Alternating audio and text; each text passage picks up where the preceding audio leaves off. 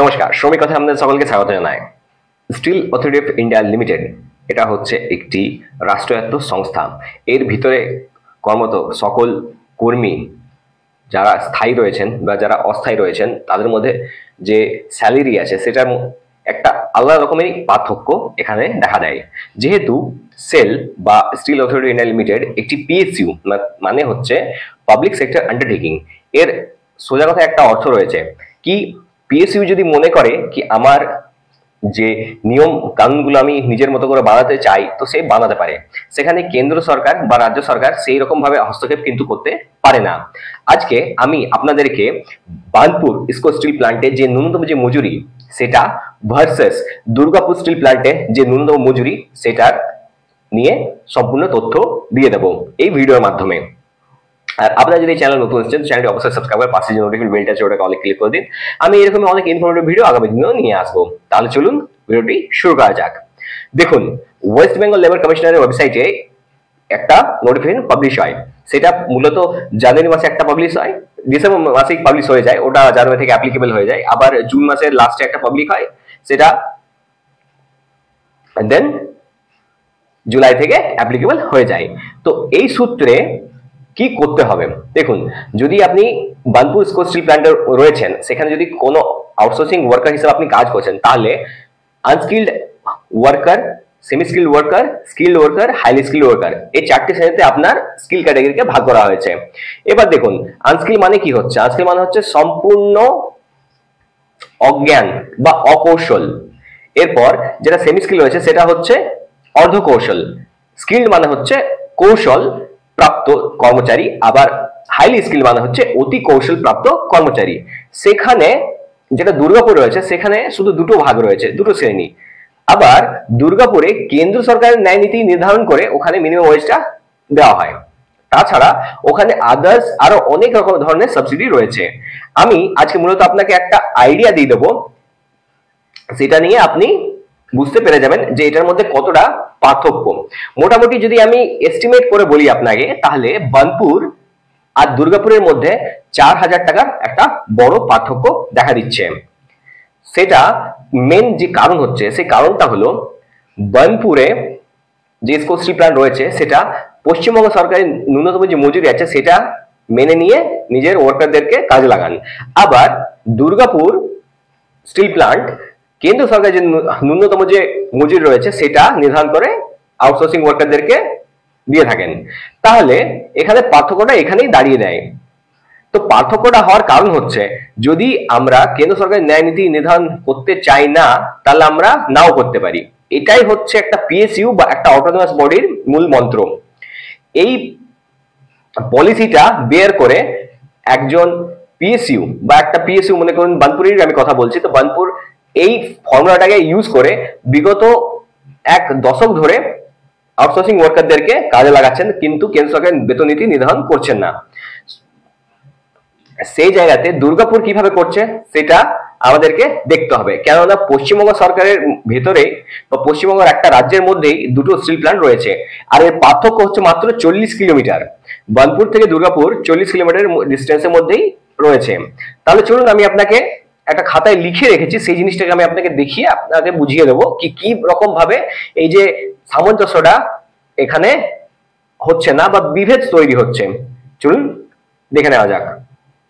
যদি আপনি still authority of India লিমিটেডের ভেতরে কোনো আউটসোর্সিং ওয়ার্কার হিসেবে কাজ করছেন, আমি এখানে দুটো প্ল্যান্টেরই কথা বলবো, বার্নপুর আর দুর্গাপুর। দেখুন বার্নপুর এটা হচ্ছে ইস্কো স্টিল প্ল্যান্ট, রাজ্য সরকারের অধীন।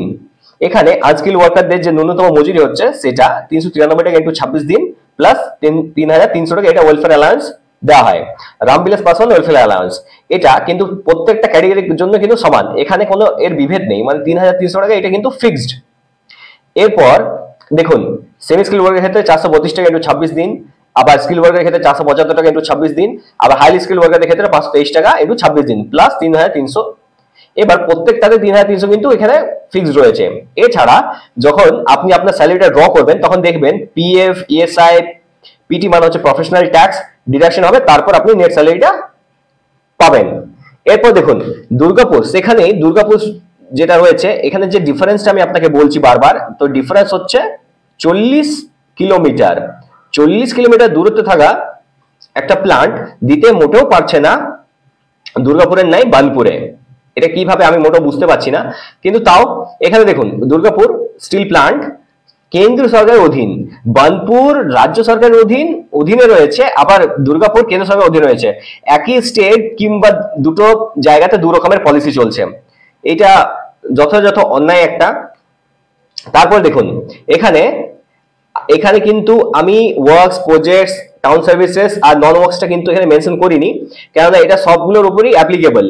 আর এই প্রজেক্টসে মেবি এটা দেওয়া হয় না বার্নপুরে, আবার এটা দেওয়া হতেও পারে, কেননা এখানে রুলটা সম্পূর্ণরূপে আলাদা। এটা আপনি আপনার স্যালারির সাথে মিলিয়ে দেখে নেবেন যে আপনার কোন ক্যাটাগরির মধ্যে রয়েছেন, আপনার স্কিল ক্যাটাগরিটা কি, আনস্কিল, সেমি স্কিল, স্কিল না হাইলি স্কিল, এটা আপনি চেক করে নিতে পারেন।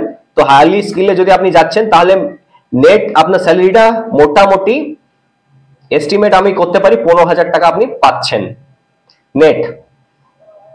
হাইলি স্কিল্ড ওয়ার্কারের ক্ষেত্রে এত টাকা আপনি পেয়ে যাবেন। এরপর দেখুন দুর্গাপুর স্টিল প্ল্যান্টের ক্ষেত্রে আমি এই জিনিসটাকে এই জন্যই ভাগ করে রেখেছি, আমি নেক্সট ভিডিওর মাধ্যমে আপনাকে পুরো ডিটেলস দেখিয়ে দেবো ফাইলটা যে কি রকম ভাবে আপ ডাউন হয়। তো প্রথমে দেখুন ওয়ার্কস, যদি আপনি ওয়ার্কসে কাজ করছেন তো এখানে স্কিল ক্যাটাগরি দু ভাগে ভাগ করা হয়েছে। এখানে যেমন আনস্কিল্ড ওয়ার্কার, এখানে যেমন 4টা ভাগ আছে, unskilled, semi skill, skill, highly skill.